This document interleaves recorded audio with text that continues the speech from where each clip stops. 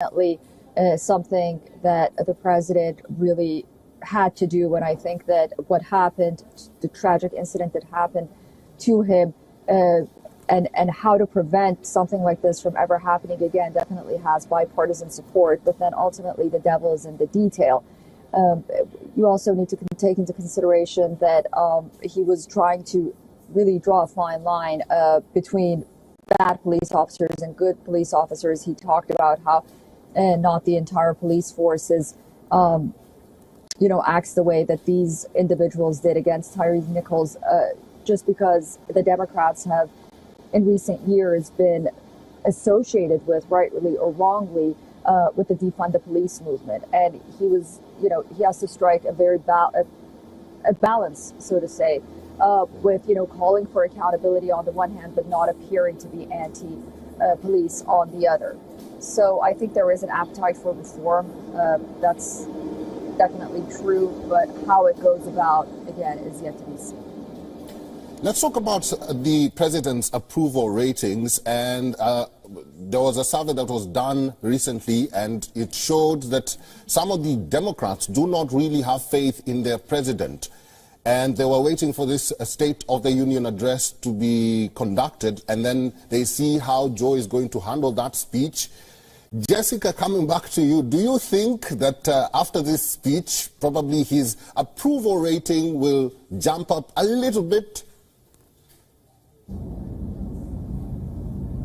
Well, it's certainly possible, Eric, because, of course, polls just are a snapshot in time, and we often see that the most recent event skews the polls a little bit. But look, Americans are largely looking at their wallets. They're looking at the price of gas and whether they can find eggs in their grocery store. Of course, we've had a lot of problems with sourcing eggs on grocery store shelves, and that's a staple of the American diet. So I don't think that it would be a bump for long if we see one. And really, this is almost the lowest of his presidency. He has a very low approval rating going into this State of the Union, so he really needs to buttress his remarks with going out on the trail, as he's expected to do tomorrow, going out to Wisconsin, then to Florida, his vice president, going to Minnesota, and to Atlanta, Georgia. And keep in mind, those are also very important states to the Democrats, particularly Georgia, which has become a swing state, and really buttress the argument that the American economic agenda under President Biden is a better opportunity than that the Republicans are offering. And we'll be hearing in just a few minutes from Arkansas Governor Sarah Huckabee Sanders, who is the standard bearer tonight for the Republican Party, offering their vision of the future for the United States. And it's really expected to be a very stark contrast to be drawn, giving Americans a choice as they move forward into the 2024 presidential race. Our VOA correspondent, Jessica Stone. Jessica, thank you. Let me go back to our correspondent, Susan Teherani. Susan, there was a unanimous call for unity during this second union of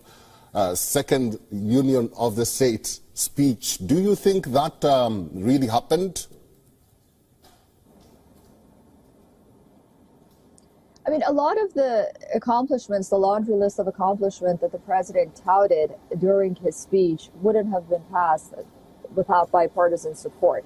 What kind of unity we're talking about at the end of the day?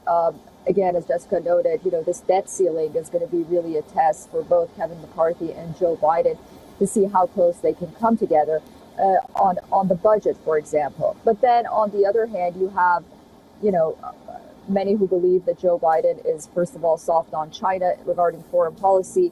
They think that his climate agenda is too aggressive. And on the other hand, they think that regarding the border, which he didn't talk much about, he's just, not doing a good job. So, these are issues that the Republicans will put forth, and then we'll have to see, how Biden reacts and vice versa. But I think what was very noteworthy was that ultimately President Biden really spent a lot of time talking about manufacturing jobs, and he actually had a union worker in the box as a guest. And I think that signifies that this administration, notably President Biden, should he run for a second term, really has to appeal to the blue-collar American voter, that he talked about, having difficulties, that jobs going overseas, Made in America is coming back. And so I think, regarding that, I think there may be bipartisan support, but ultimately, the sort of initiatives that he put forth that require big government, which was a lot, I don't think he's going to really have that kind of bipartisan support. Adele Nazarian, live from Washington, D.C., who is a media fellow from WOLD Institute for International Strategy. Adele, I hope I got your second name right, and welcome to WION. Thank you so much. You did. So there's so much that has been talked about and discussed in this second State of the Union address.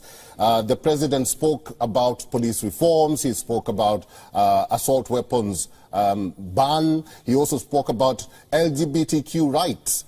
What stood out for you in this speech? I will say a lot of things stood out. A lot of fact-checking will be taking place, I'm certain, if it already hasn't. Some inaccuracies, some blaring inaccuracies, of course, and some accuracies. But I think what was very interesting was during the version that I watched on